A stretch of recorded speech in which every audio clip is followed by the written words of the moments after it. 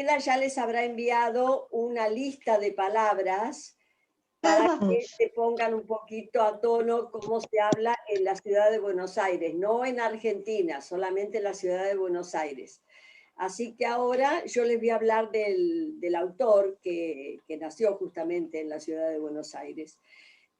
Nació en Pedro Mairal, nació el 27 de septiembre de 1970. Comenzó a estudiar medicina, pero por poco tiempo, porque se dio cuenta que estaban mal las letras. Entonces se pasó a la Universidad del Salvador a estudiar letras. Forma parte de la generación del 90, junto a otros escritores argentinos que admira muchísimo, como Fabián Casas, Santiago Vega, Samantha Schwerin y Selva Almada.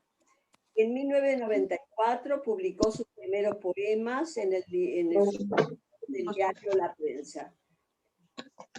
Por su primera novela, Una noche con Sabrina Love, recibió el premio Clarín, un jurado integrado por Augusto Roa Bastos, Adolfo Bioy Casares y Guillermo Cabrera Infante, y fue llevado al cine dirigido por el director Alejandro Agresti en el año 2000.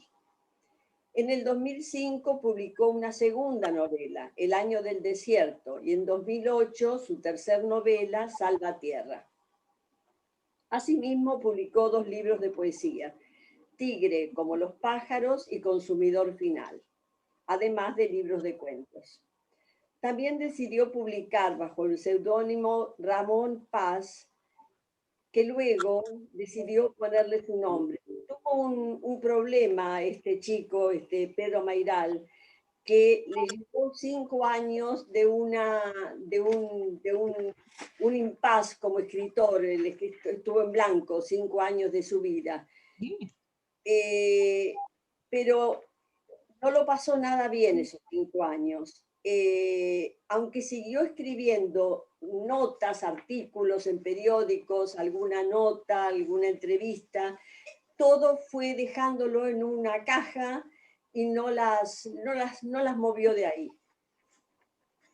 Pero precisamente en ese periodo de la travesía del escritor, la travesía del escritor que no escribe, en un momento junta todos esos artículos y según su amiga, una correctora, Leila Guerrero, que fue quien encontró el material, lo definió como estrellas desparramadas de una constelación. Él tuvo un periodo en el que se sintió encorsetado en la novela que quería escribir.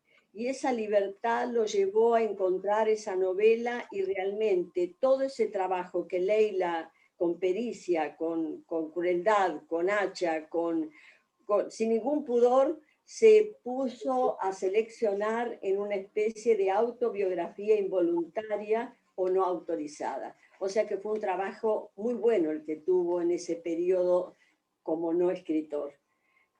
Esos textos fueron como ventanitas de toda su vida, pero en esto también reflexiona sobre la escritura, sobre cómo funciona y cómo puede usar el gran caos que es la vida para establecer cierto orden en una escritura.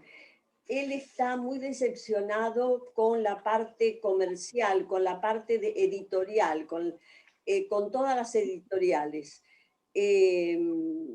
Además, no tenía el apoyo de sus padres, porque sus padres nunca apoyaron la idea de que siguiera letras, y en un momento dado les pidió que fueran a ver la película, no sé si se acuerdan ustedes, acá en Argentina se llamó El Club de los Poetas Muertos.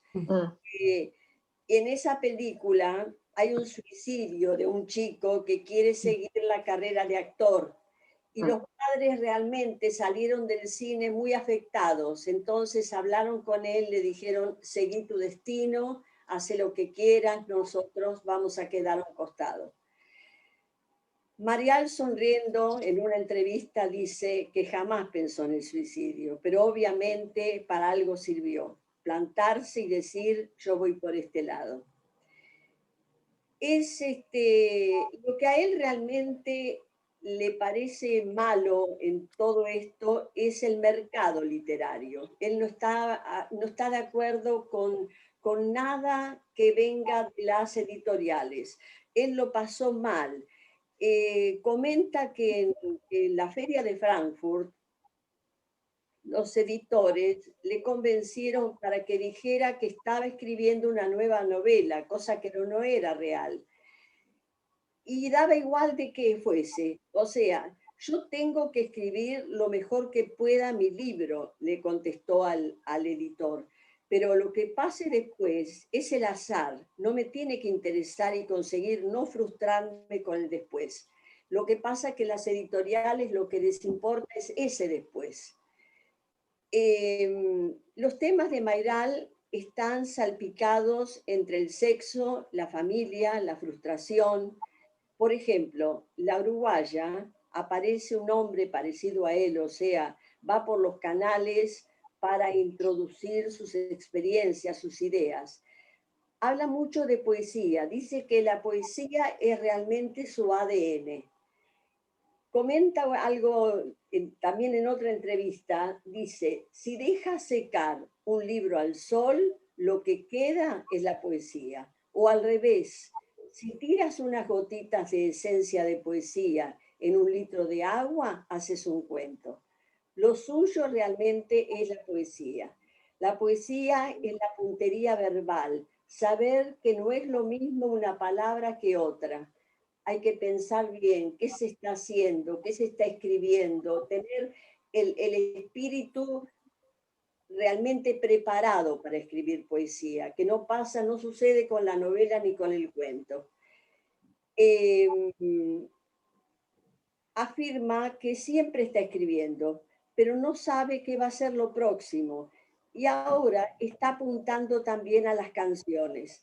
Afirma que su líbido está pasando por ahí y lo motivó mucho el Nobel de Dylan. Sí, de Bob Dylan. Sí. Hay un pensamiento de Mayral que me gustó. Al escribir siempre tengo que olvidar que hago literatura. Es un chico, estuve averiguando un poco qué va a pasar con la uruguaya. La uruguaya ya está planeándose para una película, ya eligieron el director es un psicoanalista, un actor y psicoanalista y también dirige cine, y están buscando a la actriz para que haga el papel de la uruguaya. Y puede ser, puede quedar muy bonita como con imágenes, la uruguaya, da para muchas imágenes. Bueno, eso es todo de la vida de este escritor. Estamos leyendo algo muy moderno, de alguien joven, latinoamericano, y el libro es fantástico, realmente. Bueno, ya vamos a hablar del libro ahora. Ya está, Ana.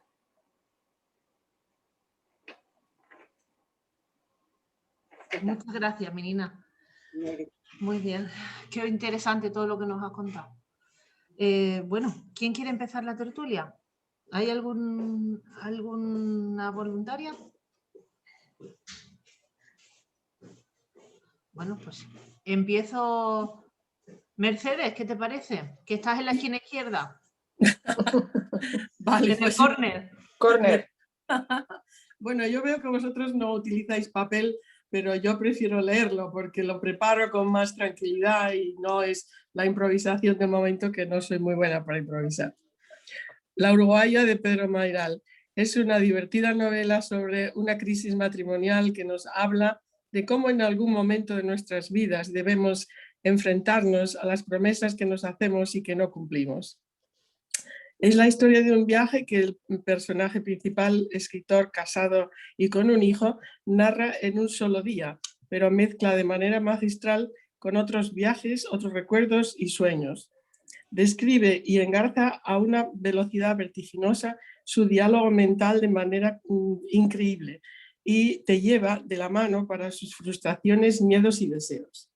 Se hace atractiva su lectura desde el primer momento, a veces divertida y otros ratos con angustia.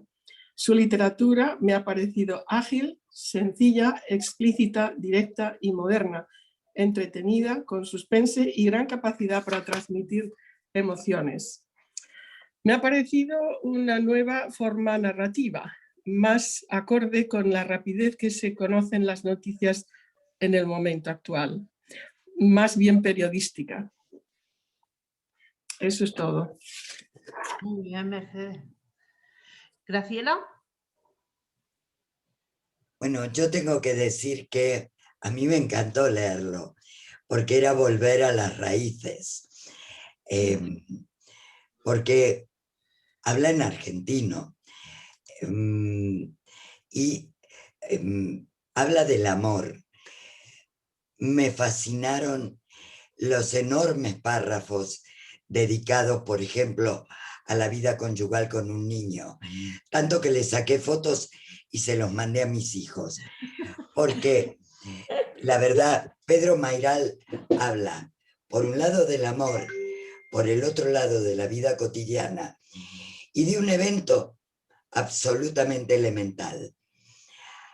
Habla además de lo que es la mente humana, o sea, lo que es el delirio, cómo uno fantasea sobre la existencia de un ser. Y él habla, dice, me costaba hacerla coincidir con mi delirio de meses. No digo que estuviera linda, de hecho con esos jeans y esa remera medio abierta en la espalda, estaba más que buena que en las vacaciones. O sea, creo que, y coincido con Mercedes, que la velocidad con la que se suceden los hechos hace que por momentos no detectemos el texto, sino el contexto. Al principio de la novela, yo la leí 2 veces para poder mandar después ese glosario.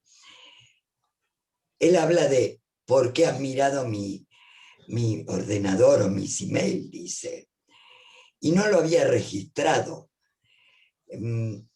Es increíble. Todo lo que cuenta en 150 páginas sucede en tan solo un día. Y está tan bien narrado, que evidentemente no hace falta grandes, digamos, grandes relaciones con la cultura para llegar. Me encantaron los guiños, por ejemplo, al Martín Fierro. O sea, sabéis, Argentina seguía mucho por un montón de dichos del Martín Fierro incorporados al lenguaje diario. Hacete amigo del juez, no le des de qué quejarse.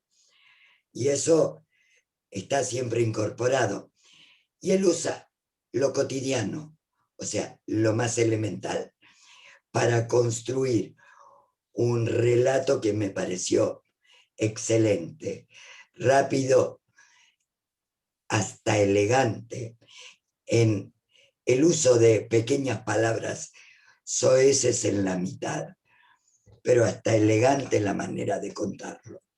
Eso. Gracias, Graciela. Jane.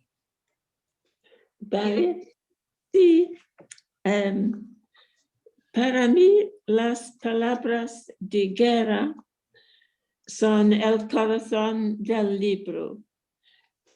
Cuando ella dice a Lucas que es un Peter Pan, y al principio pienso que Lucas es un hombre un poco narcisista y autocomplaciente.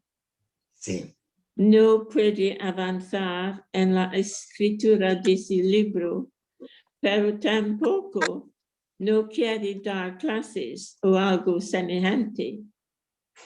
No era fiel a su mujer. Tiene que pedirle prestado a su esposa para el viaje a Montevideo. Y una vez llegado, directamente toma una habitación para su tiempo con guerra.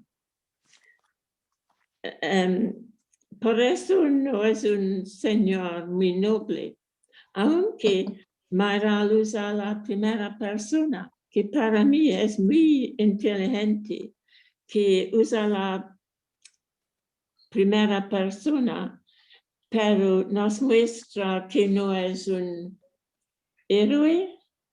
¿Un héroe? Sí, vale. El día que ha pasado en Montevideo es un punto decisivo en su vida. Después ha tenido que enfrentarse a la realidad. Pienso que Pedro Mayoral tiene una gran visión de los motivos de la gente. Nos muestra una pareja mal contenta. Parece que son muy diferentes. Él es bohemio, ella más convencional. Pero ambos no hablan de la situación. Lo que es necesario es un catalizador. ¿Catalizador? Sí, muy bien. Para que puedan separarse.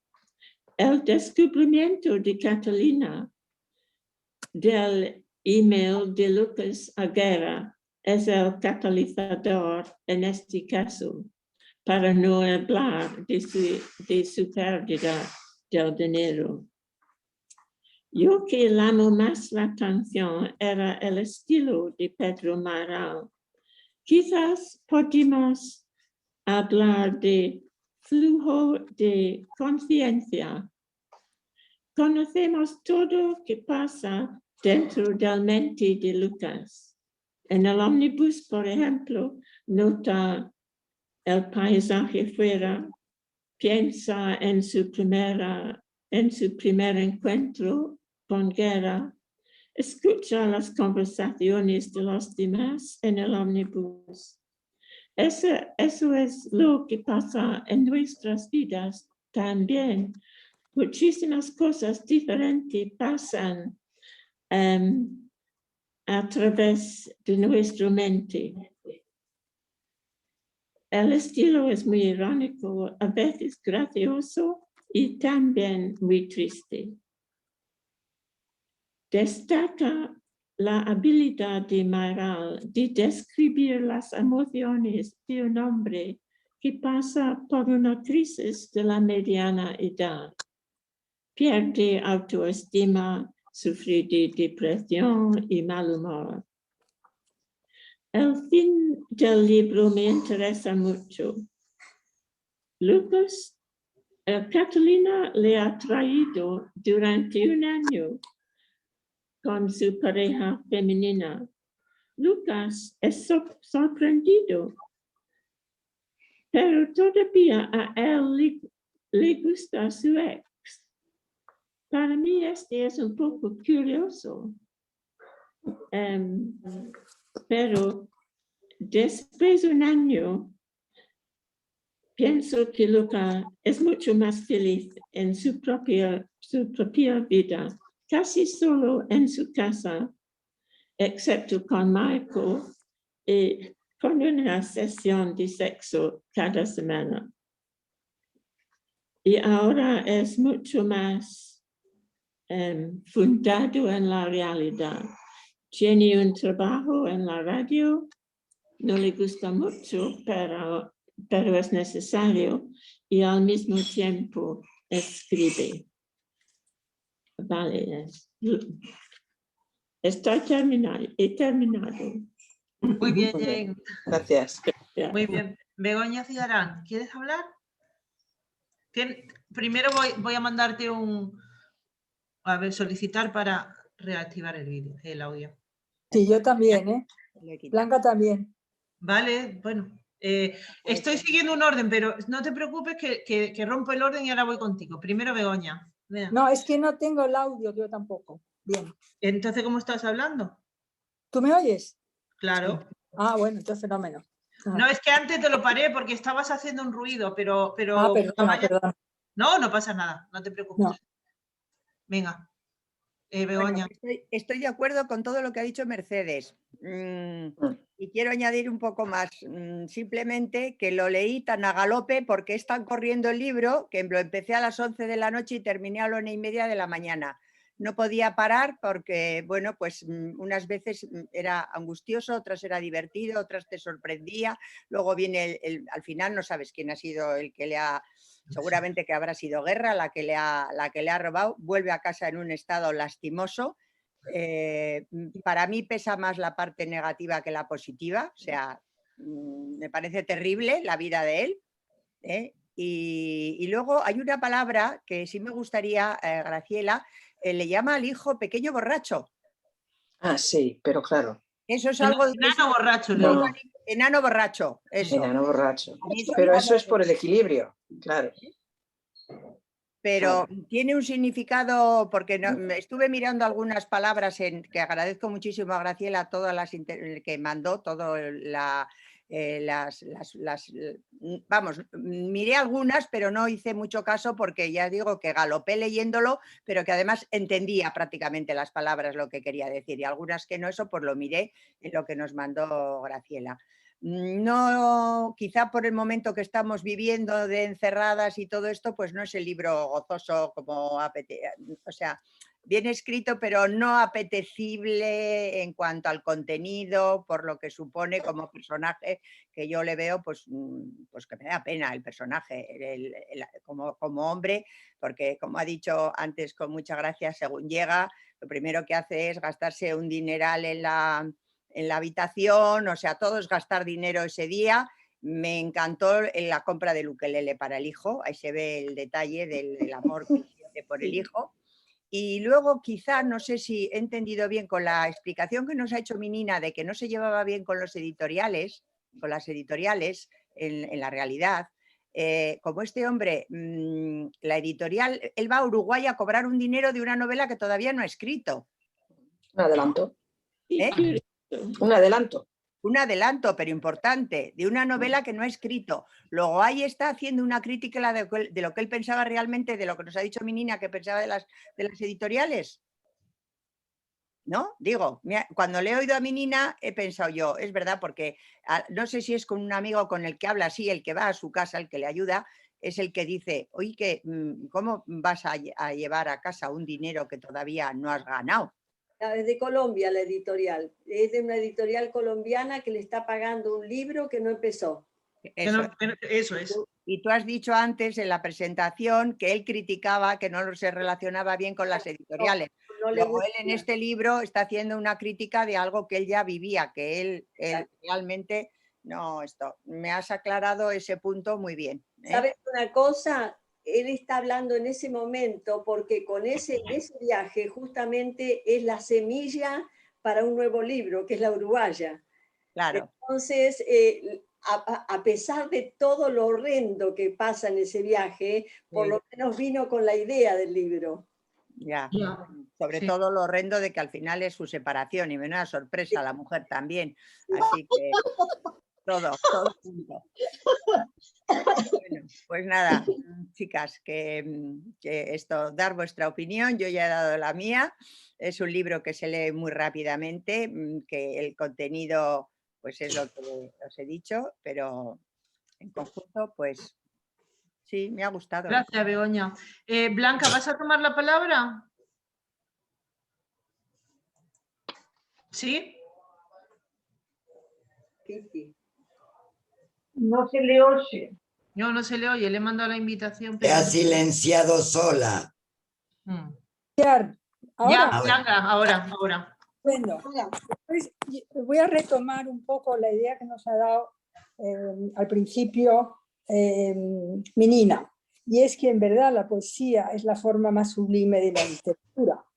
Y él lo prueba porque lleva siempre consigo el tomo de poesías de Rimbaud, ese que deja en el hotel. Ah, sí, es verdad. E incluso nos explica cómo Rimbaud fue conducido desde África para morir a Francia. También habla de Onetti, y es un pasaje muy bonito sobre Onetti, y le sorprende Guerra, la chica uruguaya, con que sabe el nombre de pila de la mujer de Onetti, o sea que no era tan tonta. Y luego también cita, claro, como ustedes dicen los argentinos, a Martín Fierro y los españoles al Quijote. La gente lo cita y no sabe de quién es a veces el pueblo, pero se cita muchísimo. Y también a Calderón de la Barca, es decir. Luego también creo que cita bueno, a Ambó ya lo he dicho, bueno, no más, bueno, cita a muchos literatos, él sabe mucho y habla de Herzog también, es un hombre culto, no cabe duda. A mí, como soy un poco antigua, he de decir que el sexo me ha parecido un poquito demasiado explícito y a veces soez, por eso es porque soy antigua. Y me hace recordar una novela de Almudena Grandes, que se llamaba Las edades de Lulú, que a mí también me dejó un poco sorprendida, que una chica tan joven describiera con esa exactitud esas escenas de amor. Y pensé, pues esta las ha tenido que vivir. Bueno, pero es una opinión mía. Pero en realidad el libro tiene momentos irónicos muy divertidos. A mí, en ese autobús enorme que van cuando se pasea y se empieza a escuchar las novelas del Testigo de Jehová y de la otra mujer, que eran los evangelistas, tiene muchísima gracia, porque se trata una vez del perdón. Ya hay una mujer que cuenta que tiene las piernas tiesas y que no puede perdonar a su hijo. Y entonces, cuando empiezan a leer el Padre Nuestro y dice, así como nosotros perdonamos a los que nos ofenden, se convence y la mujer se le pone las piernas ya normales. Esas escenas son muy, muy divertidas, encuentro, ¿no? El libro el argumento yo encuentro que es previsible que Guerra es una mujer que tiene muchas entretelas, y le vigila y él mismo sin darse cuenta dice, pero no me lo creo muy bien, porque cuando le dice, estaba hablando sobre un proyecto, sobre una producción, y dice, no me lo creo muy bien. Y luego, cuando llora tanto en la playa, yo sí me di cuenta que que estaba organizado por ella, desde luego, todo ese asalto, ¿no?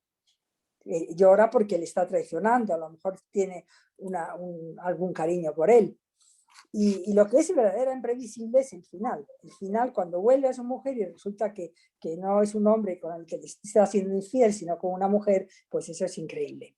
Él tiene mucho amor por su hijo Maiko, le aguanta de todo. Y cuando describe cómo son sus primeros meses después del nacimiento, que no los deja vivir, que se mete en la cama de ellos y todo eso, es muy bonito. Y sobre todo el detalle del ukulele, que no lo pierde por nada del mundo, pierde todo, llega sin nada.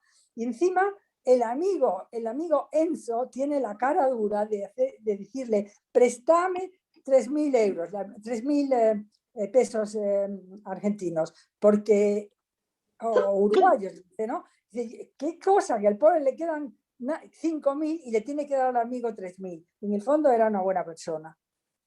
O sea que bien, a mí me ha parecido entretenida, a veces se me ha hecho un poquito más larga, pero está muy bien la novela, va a dar para una gran película, desde luego.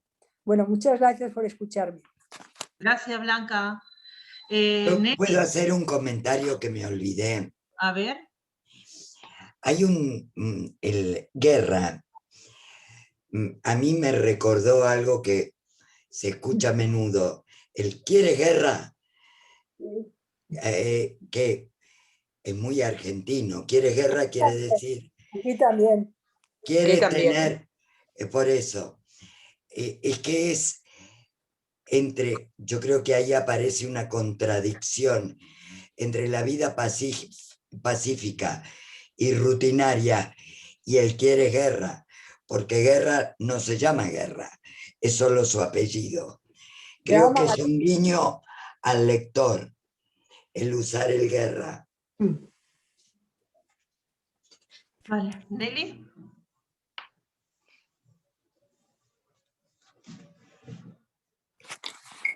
Sí, ¿ya me escucháis? Sí.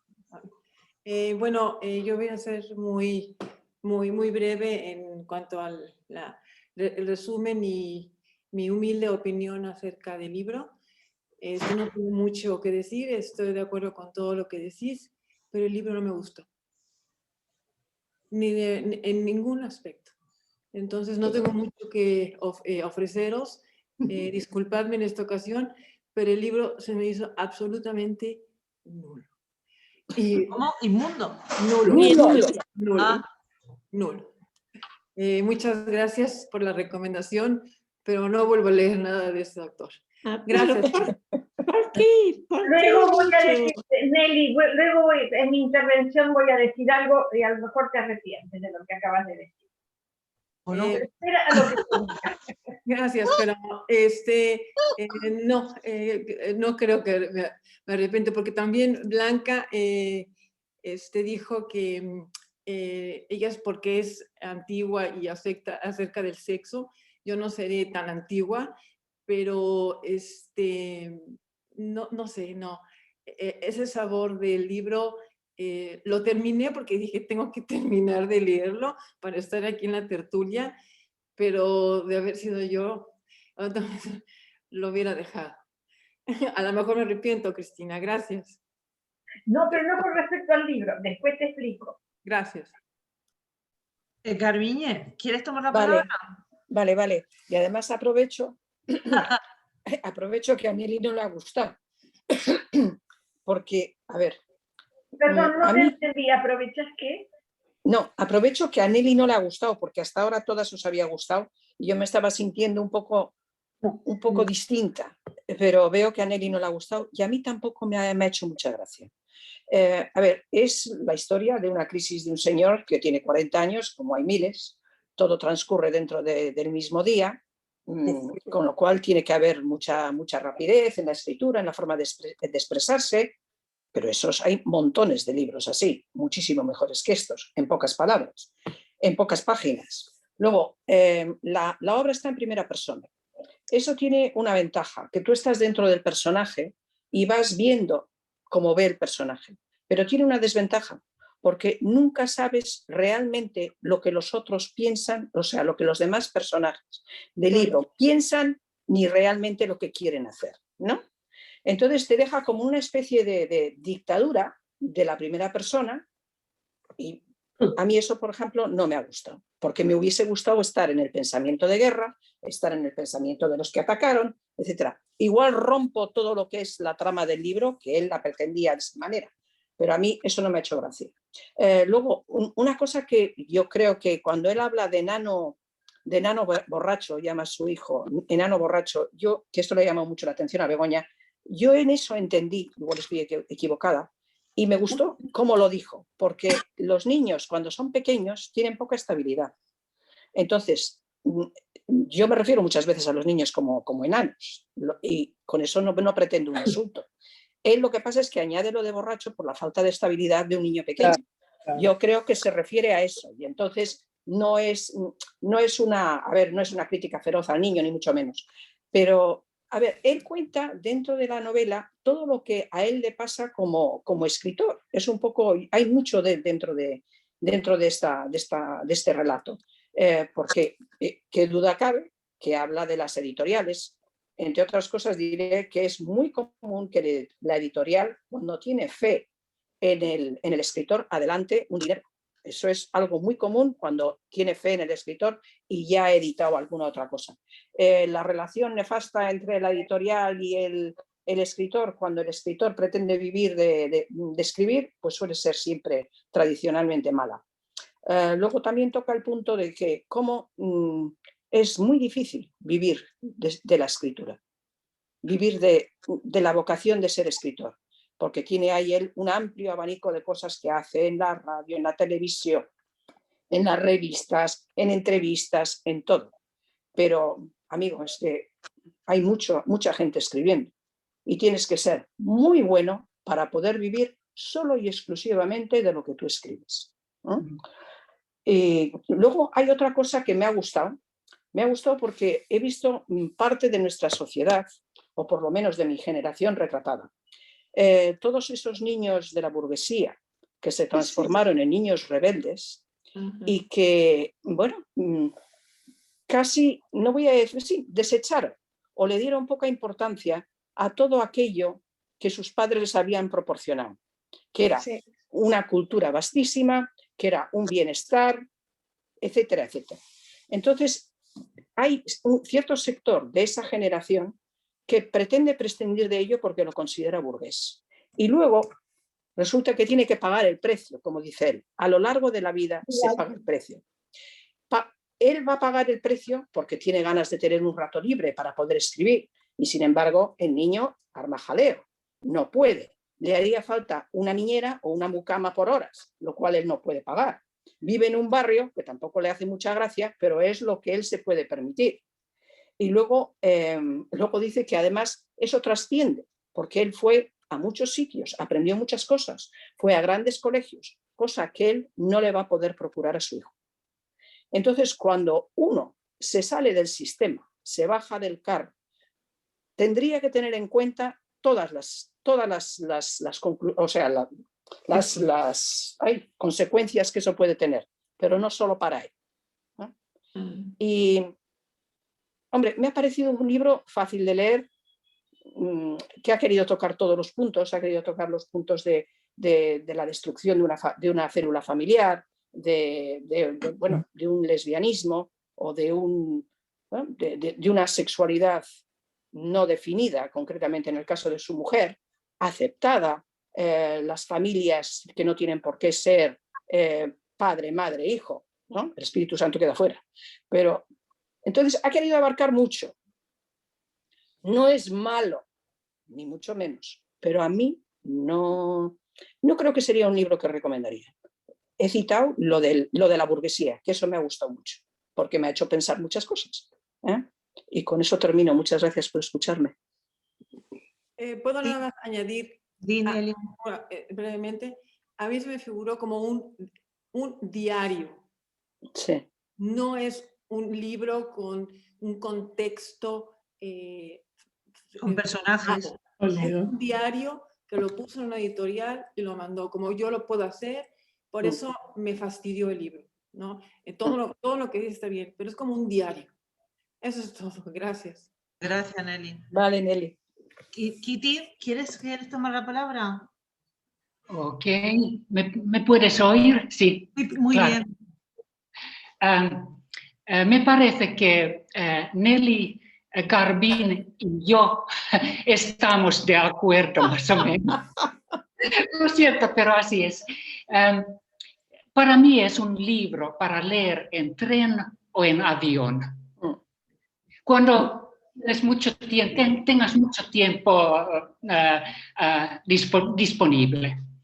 Gracias al glosario de Graciela, era muy amable, Graciela, gracias.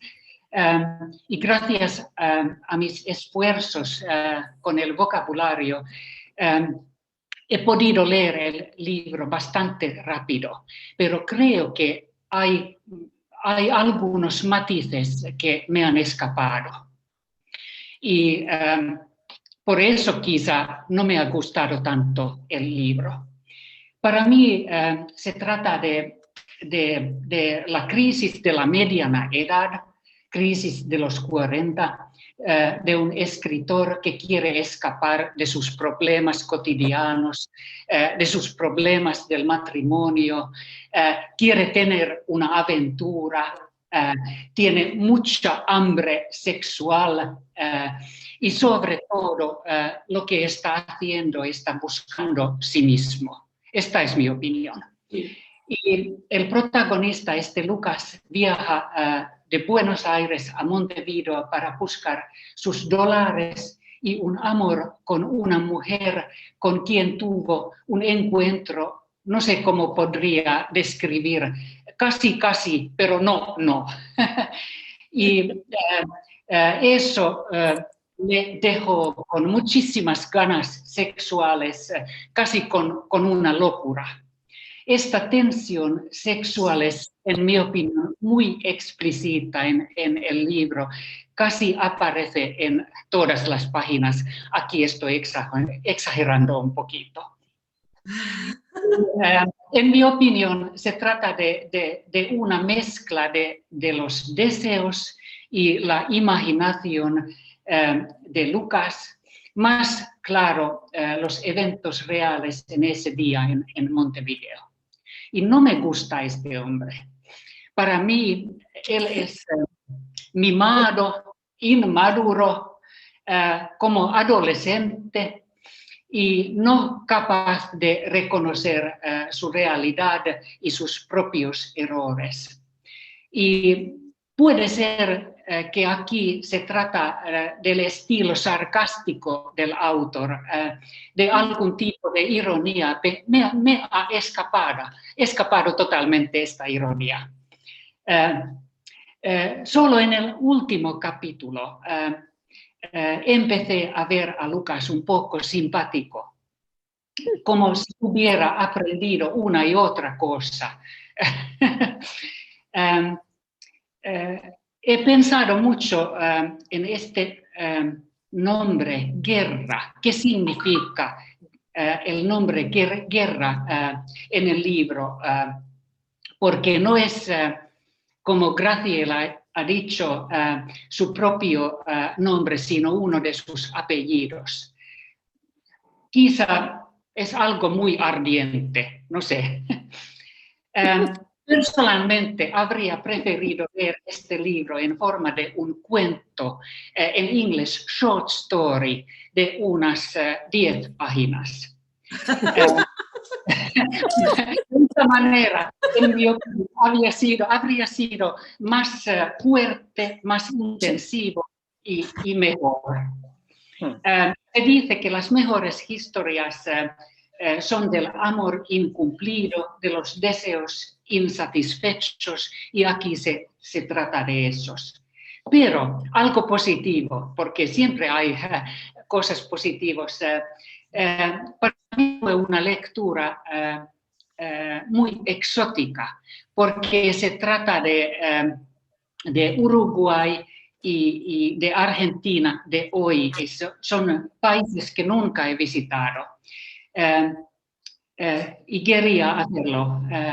Así en mí ha despertado unas ganas de viajar a esta parte del mundo.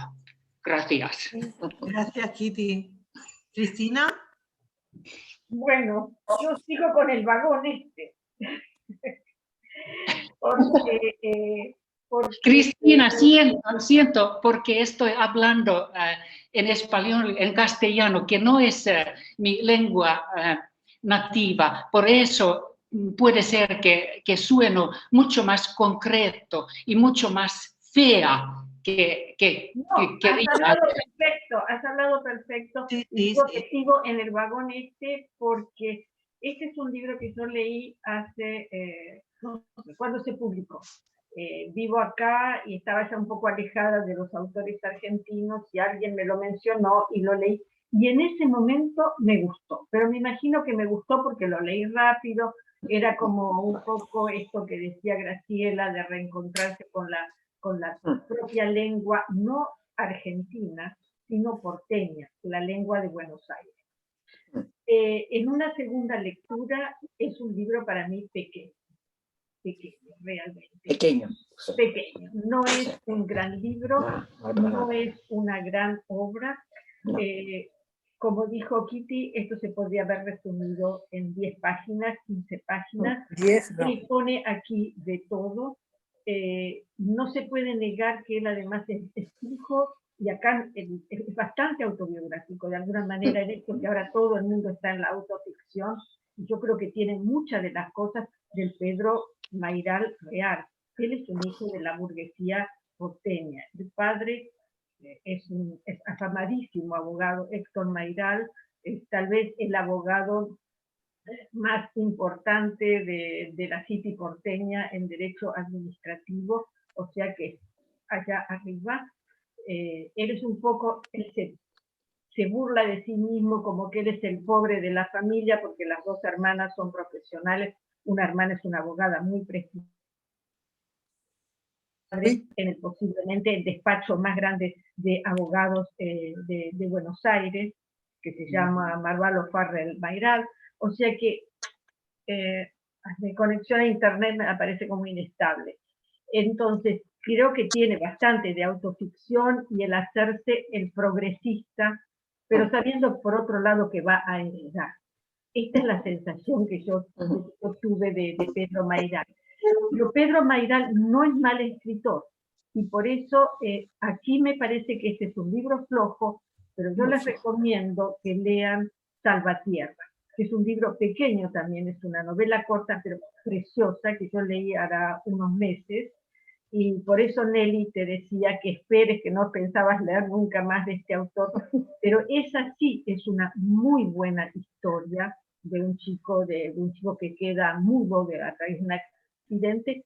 Tiene toda una vida y la vida la refleja en unos grandes lienzos, pero es realmente un libro estupendo. O sea que no es mal escritor, pero aquí no me parece tan buen escritor. Rescato de él en este libro que el lenguaje económico, esta es herencia de Borges y todo esto, ¿no es cierto? Y sus alusiones a Cortázar, a Onetti, a la maga de Rayuela, bueno, todo esto está. Que describan tanto en un día, bueno, Virginia Woolf lo hizo mejor. Mejor, claro. Bueno, Ulises, este es un día. Y el tema de la crisis, de la cuarentena, del hombre, de la mediana edad, etcétera, los americanos lo han escrito, bueno, hasta el hartazgo. Me parece que él lo que tiene es esta cuestión porteña. Las que no saben, a los que somos de Buenos Aires, no se nos dice bonaerense, como dicen acá en España. No, los de Buenos Aires somos porteños.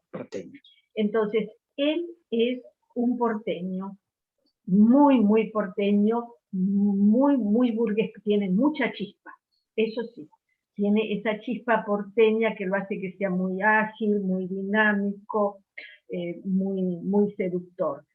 Y yendo más concretamente al libro, y lo que decía Kitty, etcétera, y lo que decían otras con respecto al sexo, para él es muy importante el tema, y él dice que los hombres hacen muchas tonterías, no tanto por el sexo como por el deseo. Y lo que está en este personaje es el deseo, es la insatisfacción, está en forma permanente. Y yo había notado algunas otras cosas, pero no quiero hacer mi intervención demasiado larga. Y está el tema en realidad de la caída, de lo que le pasa a estos burgueses un poquito malcriados, bastante malcriados, en que terminan en esta realidad, que era algo de lo cual hablaba también Garbiñe. Así que si yo recomendaría este libro hoy, diría que no. Y quiero agregar algo más, que me voy totalmente de tema, y es que él habla, me lo mencionó, perdón, Minina, hablando de Leila Guerriero. Para quienes no la conocen, Leila Guerriero es una estupenda periodista, escritora argentina de primerísimo nivel. Y él se apoya mucho en otras escritoras de la nueva generación argentina, que no son tan jovencitas, están entre los 45, 50, 55 años, y que realmente ellas son las que, me parece a mí, llevan hoy por hoy el peso de la buena literatura argentina, como Leila Guerriero, que mencioné, Samantha Schweblin, Selva Almada, que es absolutamente fantástica. Y estos hombres quedan un poco, él mismo en alguna entrevista se cuestiona cuál es el lugar del hombre, y él lo hace específicamente cómo hablar del sexo y cómo los hombres, cuál es la posición ahora de los hombres con relación al sexo, y toda esta cuestión de las mujeres que lo planteamos de una manera muy diferente. Así que en realidad lo que más rescato de Pedro Mayral es que sigo reafirmada en que la buena literatura argentina de hoy está en las mujeres. Así que bueno, perdonen por esta digresión.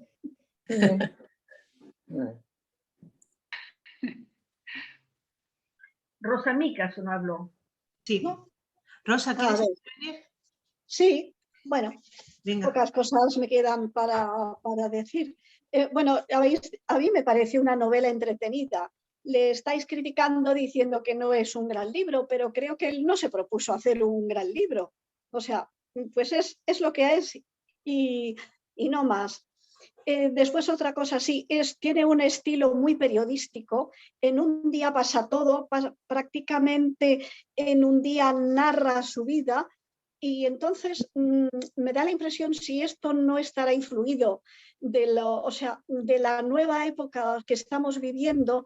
Por ejemplo, que ahora cualquier vídeo que ya tenga de TikTok, que ya tenga que dure más de 17 segundos, ya nos aburre, ya se nos cae de las manos. Y entonces es como si él tuviera mucha prisa para contárnoslo todo. Y me pregunto si todo esto no estará influyendo también en la literatura.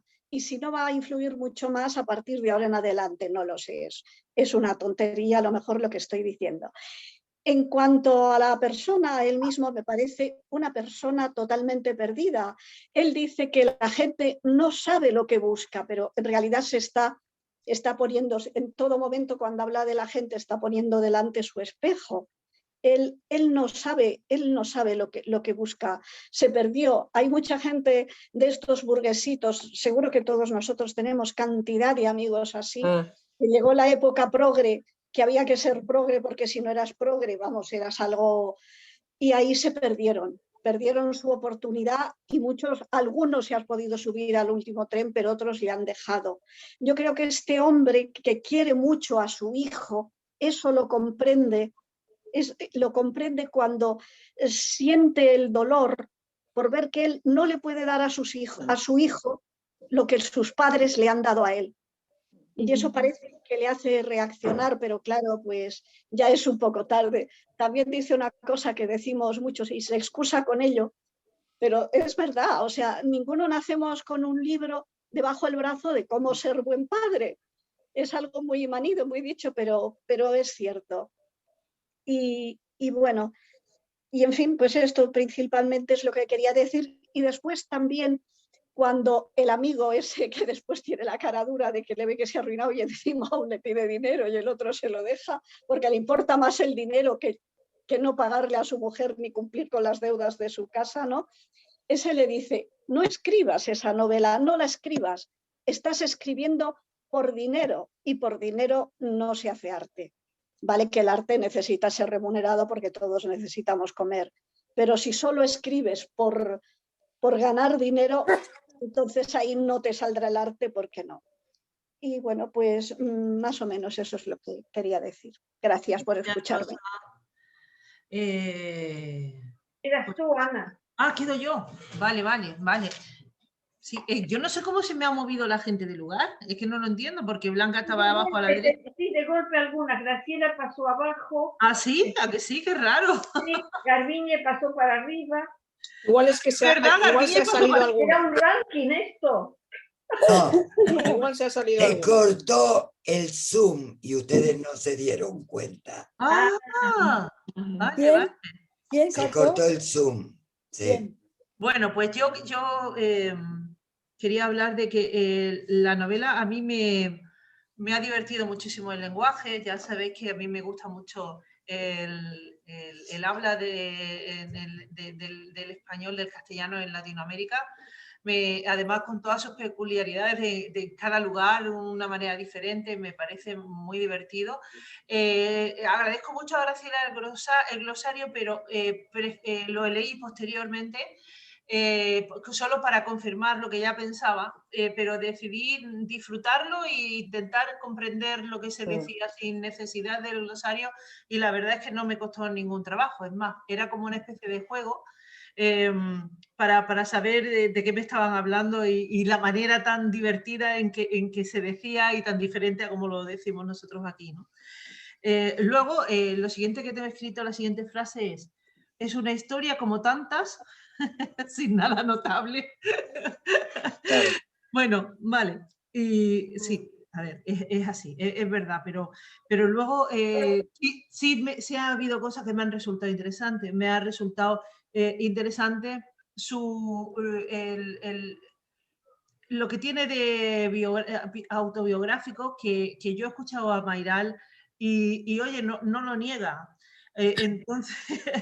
Entonces ya la misma novela me parece bastante, el personaje y el autor, bastante valiente, ¿no? Porque, por ejemplo, habla de la vulnerabilidad del hombre varón, que ya alguien ha apuntado algo con relación a eso. lo vulnerable que es en cuanto al sexo, al deseo, cómo pierde la cabeza y por un rato o por una fantasía y bueno, y puede estropear pues su pareja, su vida, su relación con su hijo, porque una cosa muy tremenda de esto, que también lo habéis dicho, ¿no? Es cuando se rompe una pareja, este hombre va a dejar de vivir con su hijo, con todo lo que lo quiere, ¿no? Y todo por una affair ahí con una chica que él ha imaginado, porque realmente tampoco existe muy bien. Y encima tenemos graves sospechas de que le ha tendido una trampa, ¿no? Luego, cuando habla del mundo del escritor y habla del dinero y del dinero para poder escribir. Él habla mucho de que cuando le pagan son 7 meses de poder escribir. Es cierto que cuando uno escribe es mejor estar respaldado económicamente porque esto no es una cosa... Por supuesto. porque no está claro que se pueda vivir de esto, ¿no? De hecho, dicen que la gente, incluso los grandes autores, ¿no? que las editoriales les piden libros para que se los encargan, ¿no? Porque son los que más se venden y todo eso. Incluso esa gente, por lo que pueden vivir bien, es por las conferencias que dan, por esos actos que tienen extra aparte de la escritura, porque realmente vivir de escribir es muy complicado. Me ha gustado también la manera, porque aunque el libro no contenga un gran fondo, ¿no? Pero sí está bien contado, él tiene mucho oficio y utiliza muy bien el tema de los flashbacks y como bien habéis dicho algunas, es su propio pensamiento, el devenir, el fluir del pensamiento. Y eso también lo ha dicho Garbiñe, eso sucede porque está hecho en primera persona. Es verdad que es una tiranía, ¿no? Es la tiranía de la primera persona, pero escribir en primera persona os garantizo que es súper complicado. Porque solo... Un escritor de oficina. Sí, es dificilísimo, ¿no? Es lo más fácil y lo que te da más juego es escribir en tercera, ¿no? O sea, como un narrador omnisciente, porque eres capaz de contar, puedes contar lo que ven todos los personajes, lo que sienten todos los personajes, lo que ocurre al margen de los personajes. Cuando tú escribes en primera persona, solo puedes escribir de lo que piensa y de lo que siente. Es el personaje que es el protagonista, ¿no? Entonces eso es un poco complicado y se te reduce mucho el mundo, ¿no? Y bueno, pero también tiene como beneficio en que tú le puedes infligir un ritmo demoníaco, ¿no? O sea, le puedes empezar ¿no? Claro, ahí va. Porque no tiene historias que se entre con otros personajes ni nada, ¿no? Pues me ha parecido que por esa cosa de que habla él en primera persona, pues se cuenta mucho de sí mismo, de lo que le pasa y de lo que siente, de lo que piensa. Y contar lo que uno piensa hay que ser muy valiente o muy loco, ¿no? Porque realmente cuando se le ve mucho a él, al escritor, y uno piensa que mucho de lo que nos está contando le ha ocurrido a él, es horroroso.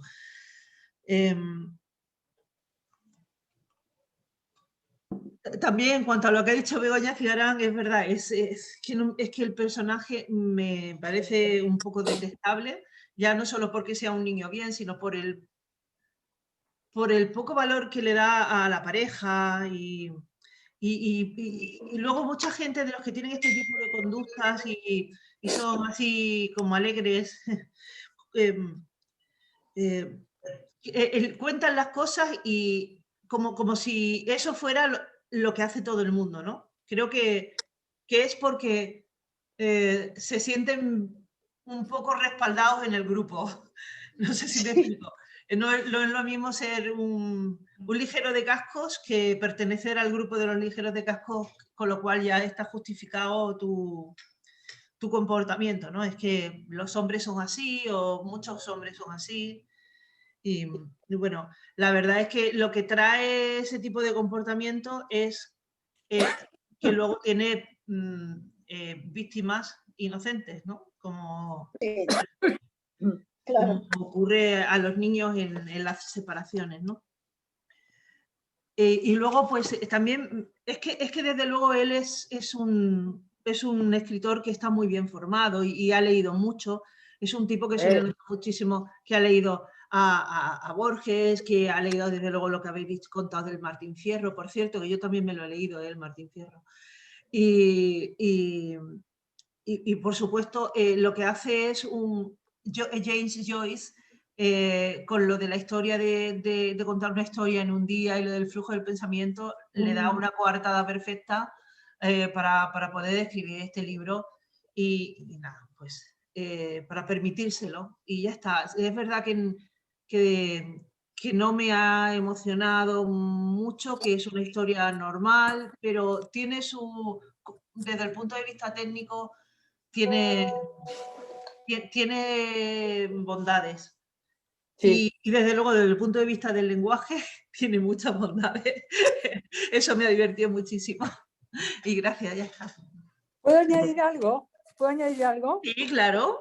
Sí, yo quería haber mencionado que en un momento que llora desesperadamente, cita también las coplas de Manrique. Sí, sí. Sí, es cierto, es cierto. Es muy bonito eso. Y luego al final dice de Catalina: eres la mujer de mi vida, te quiero y te querré siempre. Así termina el libro.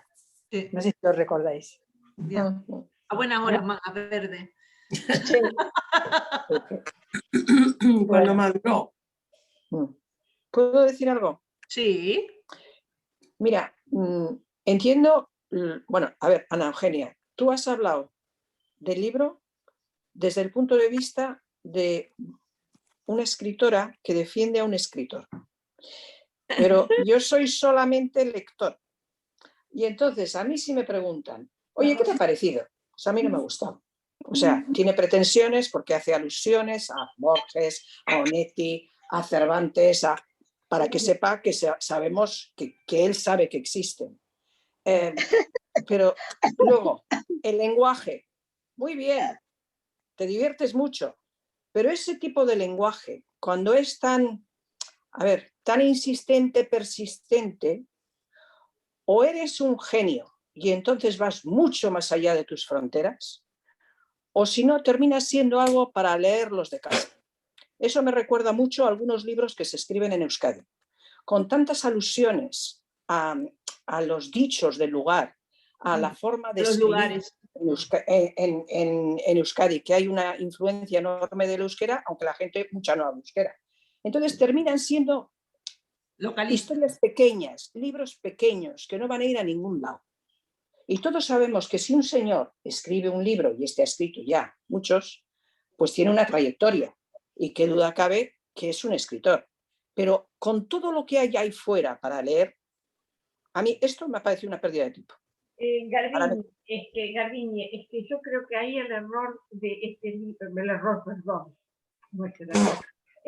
Estamos en tertulia. El enfoque de Reyal es muy localista, muy porteño, muy localista. No es regional, porque lo que yo hablaba de las escritoras, por ejemplo, las escritoras argentinas, ahora estoy estoy leyendo a Selva Almada, que habla de unas cosas que pasaron en una provincia en el norte de la Argentina, pero cualquiera puede entenderlo, cualquiera puede, te llega porque la historia es un libro bastante duro, ¿no?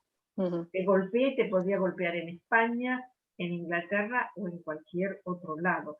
Aquí Mayral me parece que es muy demasiado localista. Sí, forma como totalmente. De Montevideo y de Buenos Aires. Que Kitty, por favor, si te tomas por este libro que quieres conocer Buenos Aires y Montevideo, no, Kitty, por Dios, no, hay muchos otros. Ay, maravilloso, maravilloso, de verdad que sí. Buenos Aires es una ciudad maravillosa.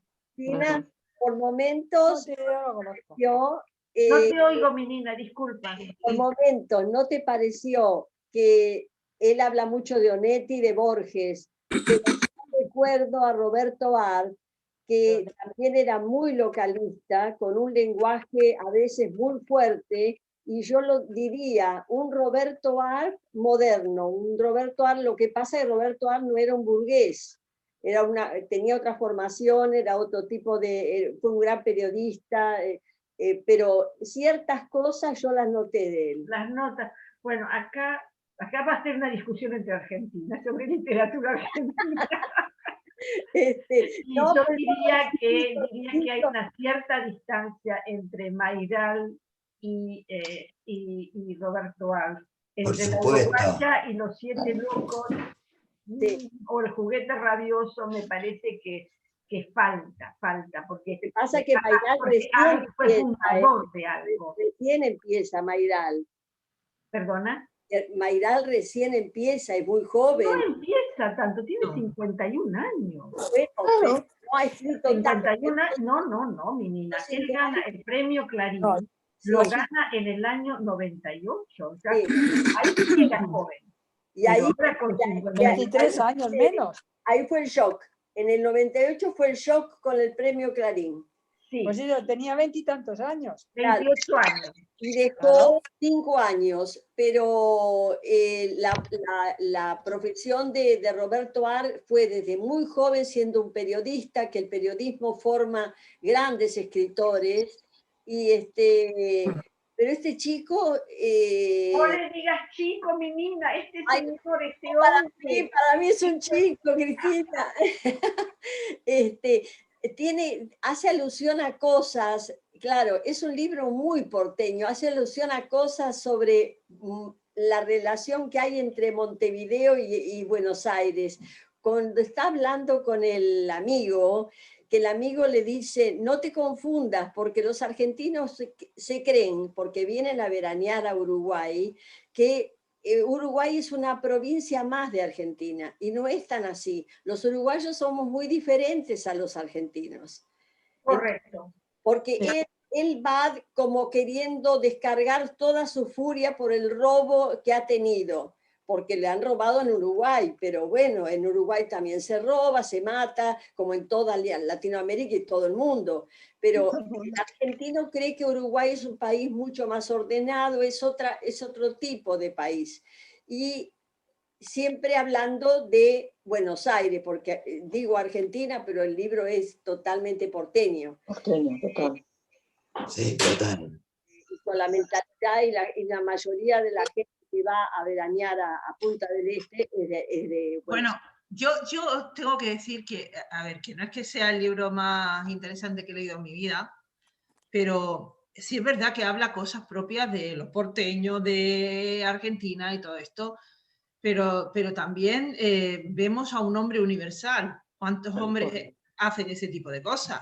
Sí. Pero no contaba así. Si hay mil señores y señoras que han escrito del hombre de la calle, el hombre normal, bastante mejor. Sí. Mira, me recuerda mucho a un libro, a ver, salvando las distancias, que se llama Las memorias de la marquesa de Avendaño, las cenizas del esplendor, escrito por un tal Menchaca, que es de aquí, de Algorta, que Begoña seguro que le conoce. Bueno, pues fue nombrado el libro del año en Guadalmina. Pero no salió de ahí, de Guadalmina, porque era de Vasco, escrito por Vasco. Pero si medio País Vasco está en Guadalmina. Ahí se acabó. Ahí se acabó. Vascos, aquí hay y me he encontrado un poco eso. Pero, ¿no? Con lo que hay para leer, yo solamente digo eso. Con lo que hay para leer, no, a mí no me ha aportado nada, de verdad. Pero, a ver,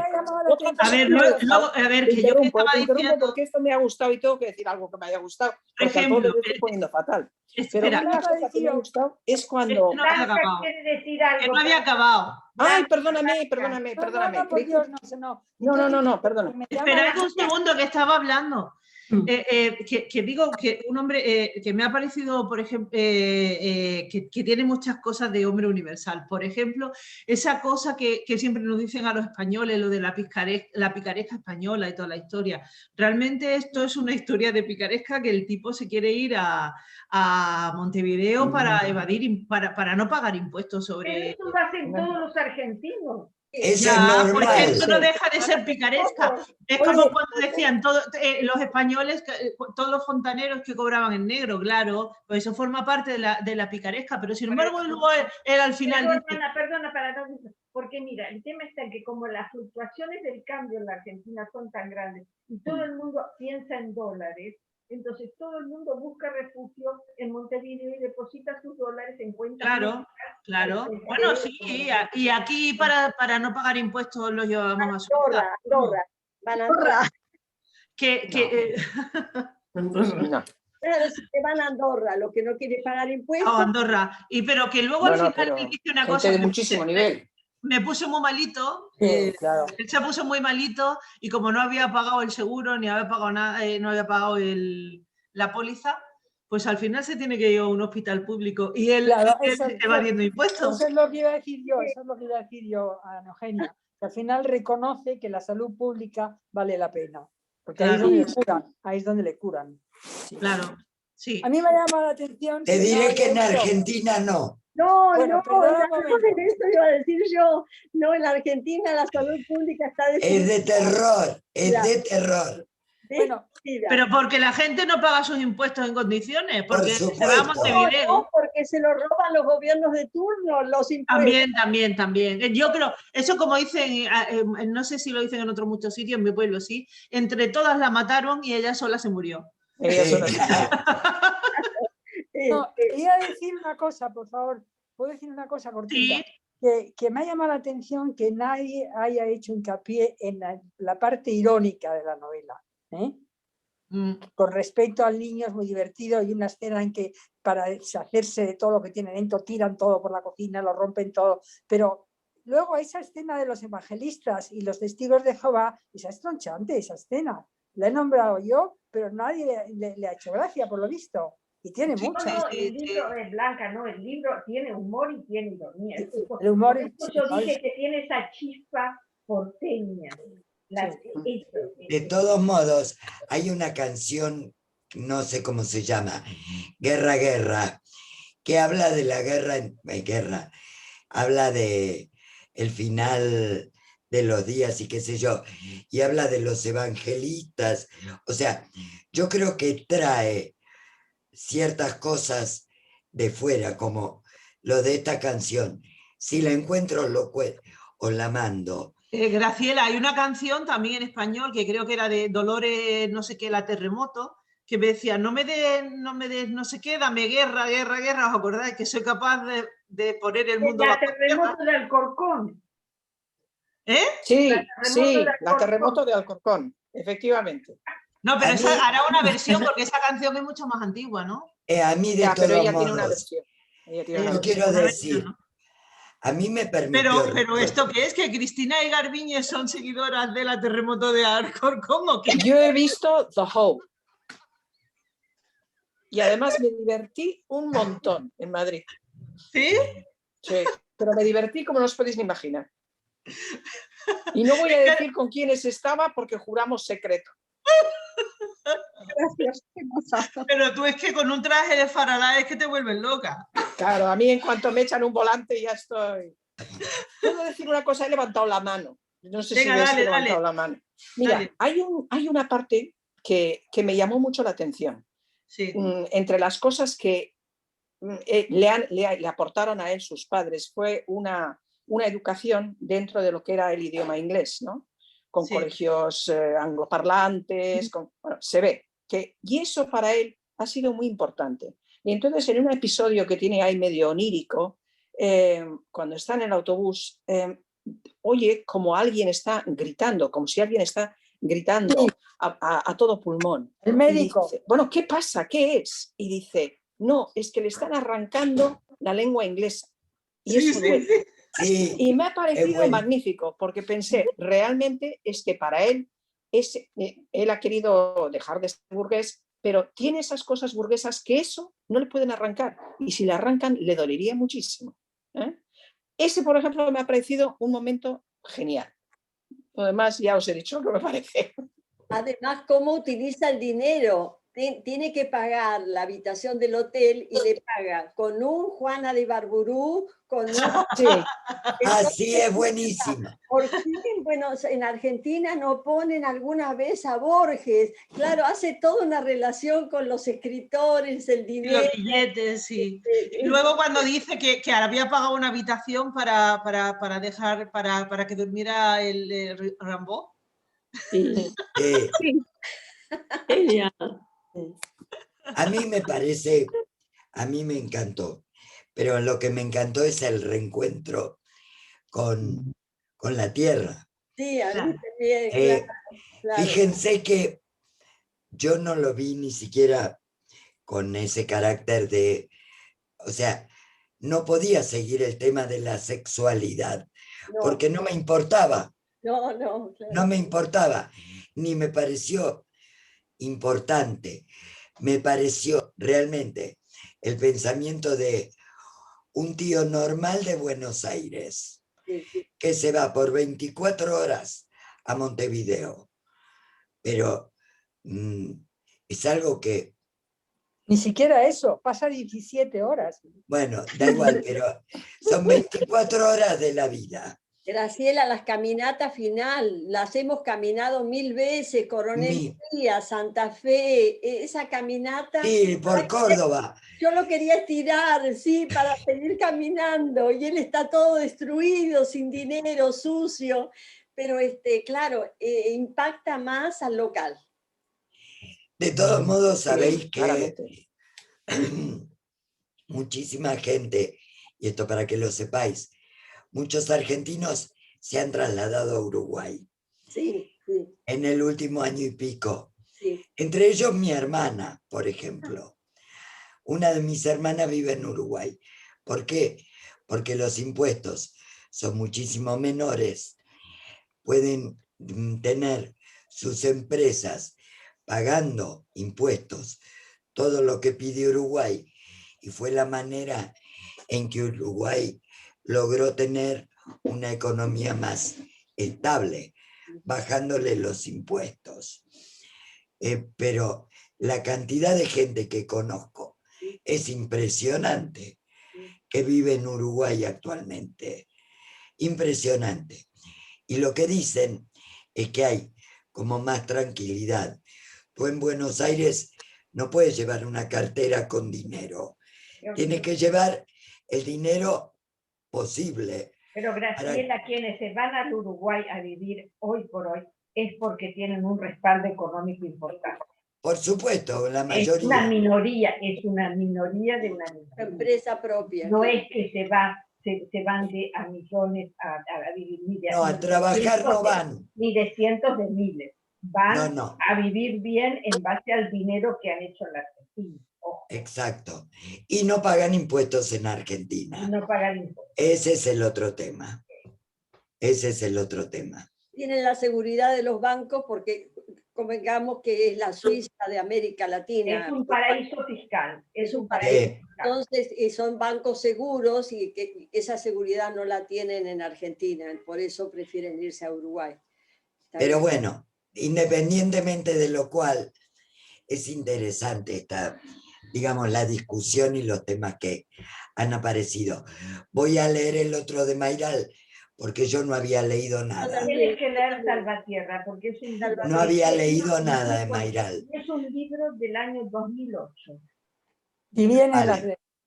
Muy buen libro. Ya me lo han notado. Sí, vale, en un rato lo pido. Oye, un momento, Graciela. Muchos de en el glosario aparecen también vocablos de la lengua francesa. La petisa, la petisa es una mujer pequeña, ¿no? Sí. Y también la cucheta es la cama. Claro, pero también aparecen son del italiano y del francés y de un montón de... Porque es, digamos, es el lenguaje cotidiano. Ya. pero Cristina, os puedo asegurar que hay cosas que actualmente, después de 30 años, no las entiendo cuando me las dicen. Y yo voy una vez al año y no entiendo de qué me hablan. O sea, es de la cotidianeidad esto. Cristina, hablaste de Selva Almada, ¿no? ¿Cómo? Cristina habló de Selva Almada, ¿está leyendo un libro de Selva Almada? Sí, Chicas Muertas. Ah, Chicas Muertas se llama. Pero hay otro que voy a empezar a leer, que La tierra. no es El Río, que salió en Babelia, la crítica excelente, y que me han dicho que es fantástico. ¿Qué libro? ¿Cómo se llama? No es El Río. No es El Río, porque ahora el que Salió, todo el mundo salió está- el sábado en Babelia, la crítica. Muy bueno, parece ser. Una Titi, amiga ¿tú mía ¿tú quieres decir algo más? Que está muy calladita. Estás hablando, para mí, no, estoy bien. Vale. No quiero años Cristina, más. todo el mundo está leyendo El infinito en un junco. Sí. Yo me lo terminé. Ah, sí, lo estoy ¿No? leyendo, sí, es muy bueno. A quien le gusta... Bueno, entonces ahora vamos a lo práctico. Chicas, entonces el día 15 de marzo, lunes, es nuestra próxima tertulia literaria. Ajá. El libro es La tía Zula. Sí. Va a haber un ponente que lo va a introducir. Ya está llamando.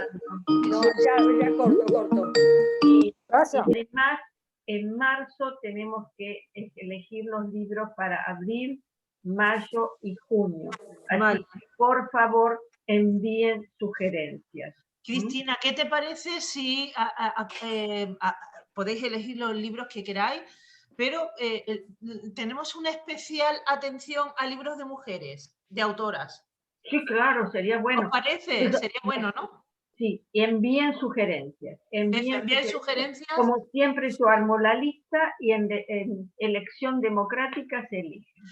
Me gustaría, Cristina, que pudieras proponer algunas de esas autoras argentinas de esos movimientos de los que nos has hablado, para que podamos tomarle el pulso a la nueva literatura argentina de mujeres. Ustedes eligen, porque en toda la literatura latinoamericana, hoy por hoy, hay en México, en muchos lados, hay fantásticas escritoras. Chile. Y justamente de esto nos va a hablar María Teresa Ligem en la conferencia en abril.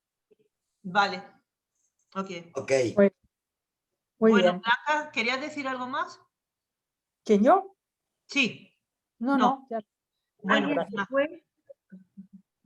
¿Alguien se fue? No, nadie. sí, alguien se cayó. Rosa Micas. No, Rosa No, Micas. Rosa está ahí. ¿Entonces quién es? Garbiñe. Nelly. Nelly, se cayó Nelly, sí. Bueno, pues nada, chicas. Muy bien. Buena la tertulia. La subiremos cuando me llegue. Gracias. Adiós. Gracias. Adiós, buenas tardes.